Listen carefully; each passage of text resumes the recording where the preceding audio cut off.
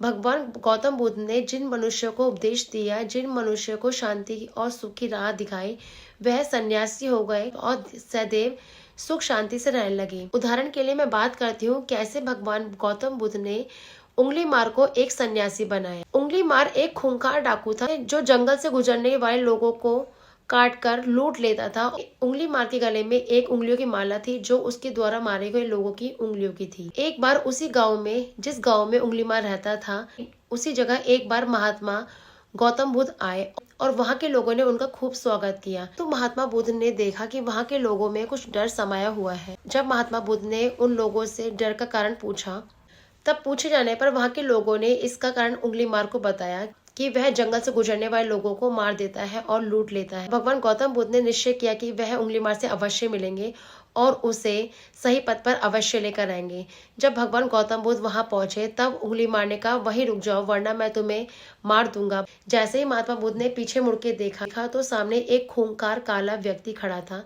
लंबा चौड़ा शरीर, बड़े हुए बाल, एकदम काला, लंबे लंबे नाखून, लाल लाल आंखें, हाथ में तलवार लिए वह बुद्ध को घूर रहा था। उसके गले में एक माला लटकी हुई थी जो थी उंगलियों की, जो बहुत डरावनी लग रही थी। तब भगवान गौतम बुद्ध ने बहुत शांत और मधुर स्वर में बोला, मैं ठहर गया, तू कब ठहरेगा। उंगली मारने बुद्ध के चेहरे की ओर देखा और उनके चेहरे पर बिल्कुल भय नहीं था। तब उंगली मारने बोला, हे सन्यासी ठहर जा, तू देख मैं कितना खतरनाक हूँ, कितना डरावना हूँ।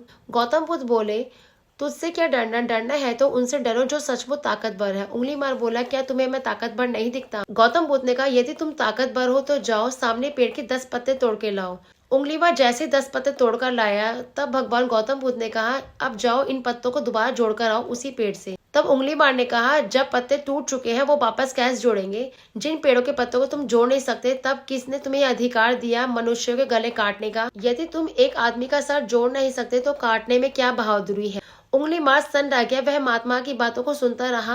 तभी एक अनजानी शक्ति ने उसके हृदय को बदल दिया और वह महात्मा बुद्ध के चरणों में गिर गया और बोला, हे महात्मा, मुझे क्षमा कर दीजिए, मैं भटक गया था, मुझे शरण में ले लीजिए। महात्मा बुद्ध ने उसे अपनी शरण में ले लिया। यही उंगली मार शिष्य आगे चलकर एक महान साधु बना। भगवान विष्णु के 9वें अवतार कहलाते हैं भगवान गौतम बुद्ध। जय श्री राधे।